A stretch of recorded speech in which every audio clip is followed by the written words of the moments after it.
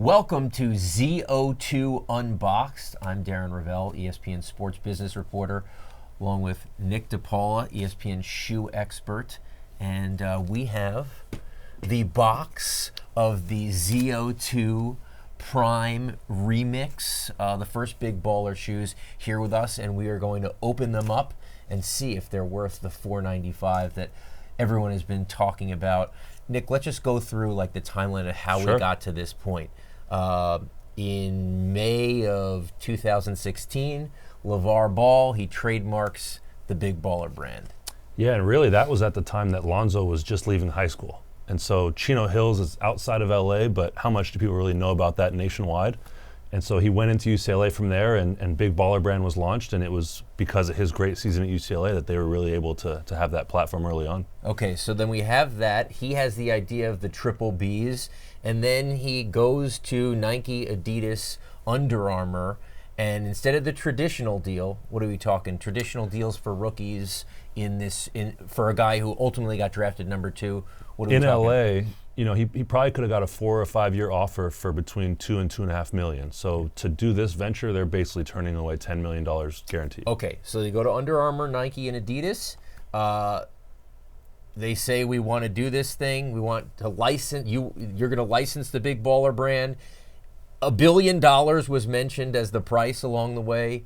I heard about some of those meetings. What did you hear about some of those meetings? Somebody from one of the brands that was with LeVar, after he basically outlined the price, they basically looked at him and said, well, what do you have planned for the rest of the week? Because it was kind of a non-starter, and I think for everybody that's the biggest thing was Lonzo did have a great year at UCLA, but no brand was willing to invest that much and give away what was called a co-branded partnership for somebody that was still relatively unproven. So then he gets drafted number 2. LeVar, of course, says that he predicted it, that 2 goes to number 2. LA, the prime market in his hometown area. I mean, it goes as good as you can. And from a polarizing standpoint, LeVar Ball is, whenever that guy wants to trend on Twitter, he's trending on Twitter. If you just look at some of the numbers over the last 6 months, the Big Baller brand has been mentioned 1.3 million times. Under Armour, which is a $5 billion brand, has been mentioned 1.5 million times. And Reebok as well, which both of those brands are, you know, very established and have a long history of great products. So right away you could see how much Big Baller brand's able to utilize social media and just get awareness that is really unprecedented. Again, love him or hate him, since the start, this is the craziest stat. Since the start of the NBA season, if you're just talking about NBA personalities in number of mentions on Twitter, it goes LeBron, Kyrie, LeVar. And LeVar has 2.1 million mentions, which is nearly twice as much as Lonzo. So the guy talks, and crazy or genius, obviously people pay attention. And it's because I think the declarations are so bold and so over the top, and it's become exciting to see what's he going to say every time.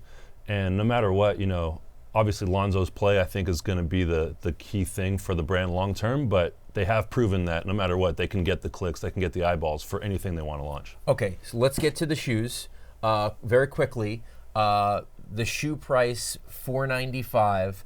Got to talk about how unprecedented that is. Give me kind of your assessment of knowing the marketplace. What does $4.95 mean? So signature shoes typically the last, I'd say 5 years, are in the 160 to 200 range for all the household names. Jordan brand a couple years ago launched what's called the Pinnacle line, which had really upgraded premium leathers, and that was $400. So $495 is the highest ever basketball retail price, and it's totally new, totally unprecedented. So now we're going to see if it's worth it. Now these are called the ZO2 Prime Remix. Now the reason why it's called the Remix is because in September, they decided to, I guess, redo the shoe, potentially because, you know, if this isn't $4.95 worthy, then, you know, the Big Baller brand, everything that's built up, they might be in trouble. For a brand that's never made a sneaker, the first time people get their hands on it, the first impression's everything. And so you mentioned September, that's when they announced the remix, but it's possible that they started that process earlier once Lonzo was playing in the original version in Summer League and maybe was having issues. And so they came down the path of basically redesigning and remixing the shoe, and here we are today to check it out. Very quickly, Matt Halfhill of Nice Kicks kind of looked at how many pairs were ordered. LeVar really hasn't said any. What did his story say, and where do you put that in the terms of how successful the initial sale was? Because all the orders was a pre-order, there was a way to basically look into the source code of the site and see what that total number could be. And so, it was a little above 750, which for a brand that's never made a shoe at 495 is fairly impressive, I think at least. So LeVar has basically said it was under 1,000, but I think it was more in that 750 range. Okay. We're going to get to this. I should say that we bought this pair of shoes. This was not given to us in any way. I'm nervous. Is that... Well, I'm always excited to open new boxes, but... No, I'm nervous with the box cutter. It has nothing to do with it. It's just the box cutter. These are the moments in life where... Okay, so let's see here. I'm also nervous that somehow I mixed up the boxes, and this is like my son's, like some sort of like You're fidget gonna spinner. spoil his Christmas present or something. All right. So from the beginning, let me put this box cutter down. All right. Okay. So.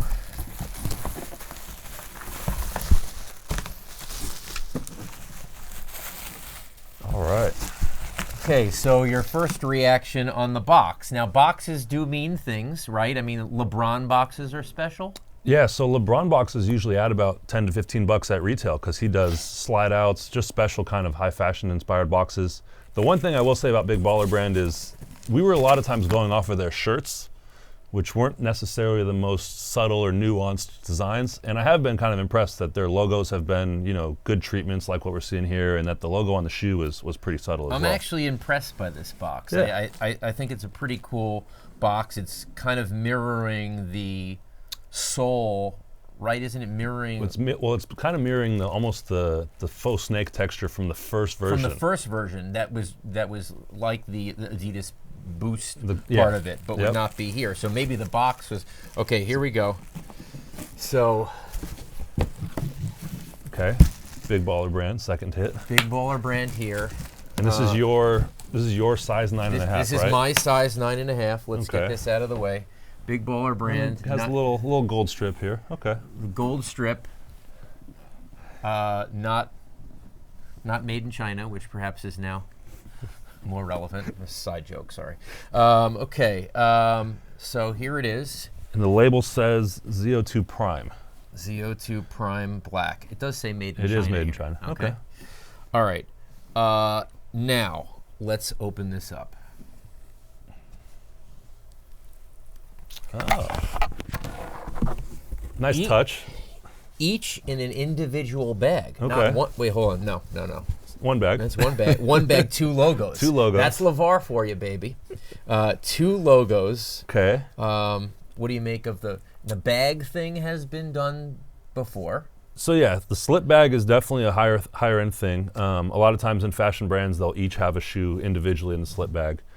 There is basically a magnetic closure for the lid, and there's kind of a velour lining, which what is that, velvet? Which on this side is coming off, delamming a little bit. Okay.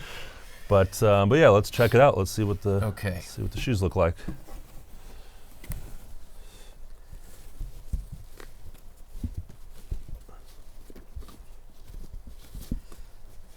All right.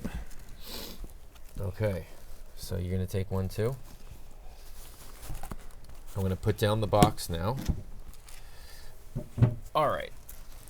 So, when you look at this, what's your thoughts? I mean, this has been on Lonzo Ball. Yep. Looks like the exact shoe. Let's quickly go into. So, just give me your quick reactions on the look of the shoe. So when they first, were talking about what Lonzo's needs were, he was saying he wanted something light, low to the ground that had really good court feel, which this obviously is in that same zone of. I can't get past how similar it is to the brand black shoe, which is the rare metal that it's heavily, drafts off of. But this carbon counter is really nice. Which is right here. Right. And that does add a lot of value to it and is an expensive part to put into a shoe. This part really is glossier than I expected with kind of this, I don't know what you would call that you pattern. like that or no? Or it looks tapey to you? I like it because it kind of gives the more texture, more depth, since it is an all black shoe. So there is some variance to it. Now I got it. Since you mentioned the rare metal, let's bring this shoe out.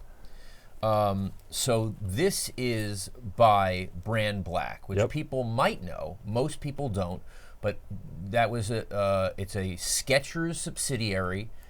Only real exposure was with Jamal Crawford. They did the J crossover shoe. Yep. And it was revealed by Nightwing. Nightwing, yep, from Wear Testers. Nightwing on Instagram from Wear Testers that the Big Baller brand was making the shoe through Brand Black. Exactly. And then came the comparisons. Well, they basically it's very similar to this shoe, which is the rare metal. So let's put them together and see how similar it is. It's not that it is similar; it's that it's the same part. And a lot of that is because of the timeline. So the same sole? It's the same exact midsole, same outsole. That's called the tooling from a tech standpoint.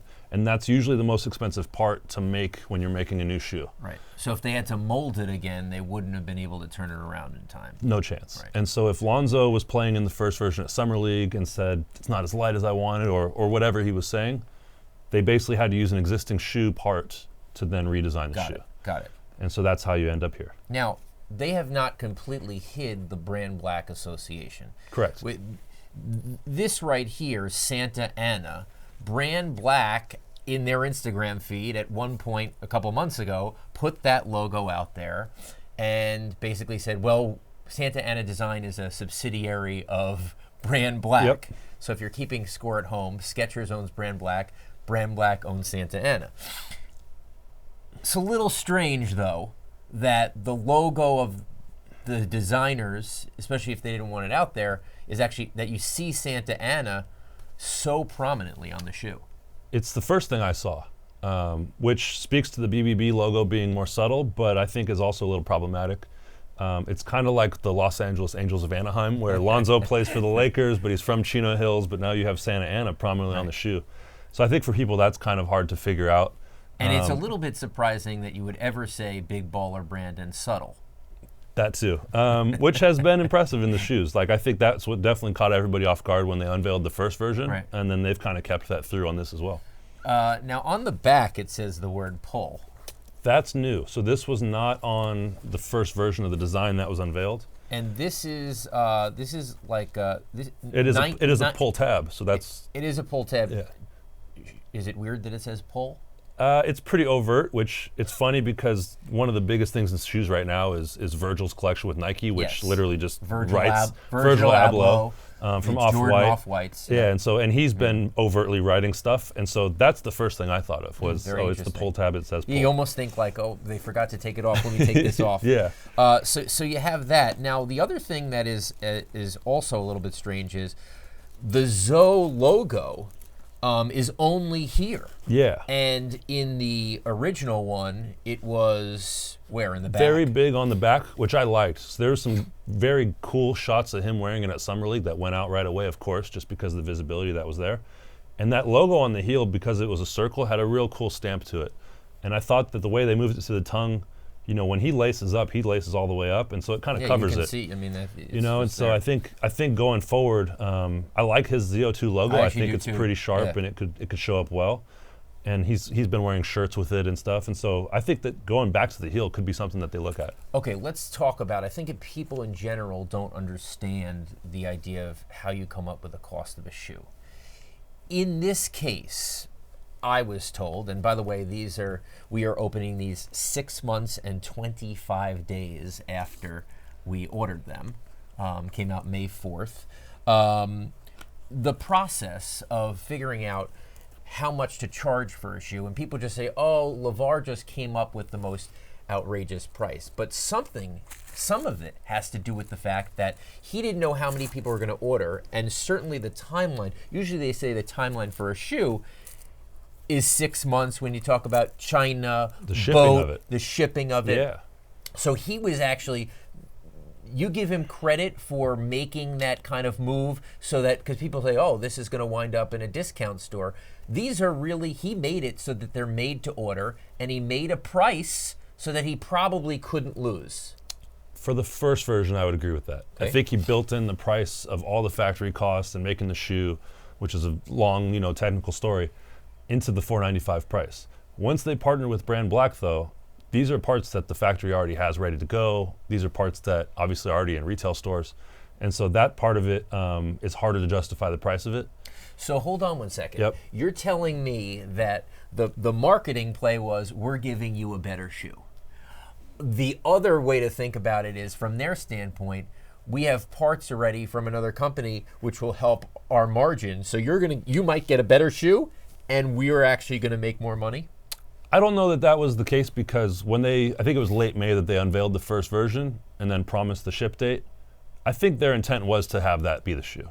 I think it wasn't until Lonzo was playing it in Summer League that they thought, performance-wise, we might need to go a different route. But we haven't even mentioned it. I mean, the rare metal shoe is $110 at retail, and coincidentally enough, like 2 weeks ago, went on sale for $59.99. And there's a lot of similarities between the two. And so, the only piece that I would definitely call out in terms of the price, and this was mentioned in the GQ article, where it was $8 per shoe at cost for this carbon fiber heel counterpart. What does that part do for people who don't know? It's basically a support piece that locks your heel in. It's not totally necessary to have carbon fiber every time. Usually carbon fiber is used here for more like support in the shank. But it's definitely like a value piece, and to have it molded is pretty expensive for a true carbon piece. And also, to be fair, people say, hey, you throw a swoosh on something, it looks pretty similar, and you charge $100 more. So let's just be fair there, Yeah. right? I mean, there's obviously all the brand equities that would go into play. And so, this part though, if it was $8 per pair, that could be about maybe $40 at retail to up the price. Okay, so I remember a time when I was a kid, believe it or not, in the late 80s, early 90s, when the Reebok pumps came out. And, Yep. You have the Reebok pumps. David Glass, shout out to you. You were the first kid with the Reebok pumps. Everyone was really upset and jealous. But I got to say this. Are people going to wear them? If only 750 people bought them, you walk out, whoa, you have the ZO2s. I mean, isn't there a value there? Or is it going to be sneakerheads, we just bought these because it's either going to be the Edsel, right? It's going to go away and this didn't make it and this was a piece of time, or it's going to be the first version. So where do you think it is versus wearing and collectability? I don't see a lot of people wearing them. I think it's a very collectible shoe. I mean, there's really only 5 players ever that had a signature shoe their rookie year. I mean, it was AI, MJ, Shaq, and LeBron, and that's it. And then, you have Lonzo here. So I think from that standpoint, it's a collectible piece. It's very rare. To say it's worth $500, I mean, they might be going on eBay for $1,200. We don't know yet. That remains to be seen. And so I think there's a lot of value to the shoe. And I think for a lot of people, it was more so just the story of the family, the story of them launching it. And that's really what went into the value of it. Okay. So we should definitely watch on eBay to see really what the value is there. Yeah, and if a 9.5 goes up tomorrow, I might have my suspicions, but Not going to do it. Not going to do it. Anything else about the shoe that you think? What do you think about the Big Baller brand under here? Yep. Anything else about the shoe that kind of So since the midsole outsole are the exact parts, that's pretty much the only part that they could have changed, and that's where they could put the logo. On the Brand Black one, it says Brand Black. And so I think, that was the part that they had real estate-wise to mess with. But I think another thing that's interesting is, when they unveiled the shoe, they said it was the first ever shoe with a hybrid height in the collar. But the height here is the exact same structure. They also said something about the weight. They said it was the lightest ever, and it's 11, and the rare metal is 11 ounces, and they're pretty much the same weight. What's the lightest ever? The lightest ever would be the Adidas Crazy Light 3, which was 9.8, or 9.5 rather, and then the first Crazy Light was 9.8. And so it's not the lightest ever, but now they've updated it and it says one of the lightest ever. Let's talk a little bit about how much the success and the future success of this brand is based on Lonzo. Right now, he's kind of like inconsistent, right? He has a great game, he has an okay game, he has a bad game. So how much of the future of this brand is based on Lonzo? And do you think that LeVar over time, people will get tired of LeVar carrying the brand? I think a lot of it hinges on Lonzo's play. I think it's been fairly unfair, the kind of criticism he's got, because you can't really point to a one-and-done point guard that's out the gate, been at an all-star level, which unfortunately is where his dad said he would be. So I think that's the balance that people have been playing with, is the declarations were so high and the bar was so high, but you also have to be realistic. He's 19. The Lakers are not a playoff team, and they are, rebuilding in a sense. I think the other thing is, I'm really curious what happens with LaMelo, the youngest brother, who also has his own signature shoe at 16, $395, which is $395, which also uses the same rare metal part from Brand Black. I think as LaMelo gets into the league and as those two both, are kind of finding their way, I think the brand has a lot of potential. I think the biggest thing is just what they end up doing price-wise. People know where I stand on LeVar Ball. I think he's more genius than crazy, although I think there's parts of craziness with him. People also know that I cover him because he is polarizing, dynamic. Where are you in terms of where he has gotten the Big Baller brand, and do you think the Big Baller brand right now has been carried more by LeVar than Lonzo? So I did buy the sweatshorts, and the postal guy waited for me to get them and said, "Did you buy the LeVar Ball shoes too?" And a lot of people that are just casual fans that aren't into shoes, don't know the NBA, they've called them the LeVars. And I think as you see, as you mentioned, LeVar has twice as many mentions on Twitter as Lonzo. I think a big part of it is the visibility and the declarations he's making. But that's been working great for them, and I don't think it's a bad thing. I think visibility-wise, they're getting all the awareness. And then, the whole family and the brothers, they have around 10 million followers on Instagram, and anytime they launch something, there's a huge audience that's seeing it. I think they just have to figure out distribution, whether they go away from the web store and do retail, and then also just the price point. $495 is cool as a novelty for the first one, but long term, that's probably never going to work. Now, to what have a real I've heard business. is that they would like to potentially have a retail presence, but it would be a non-traditional retail presence. They like the idea of pop-ups. Obviously, they had one in Hong Kong, Shanghai.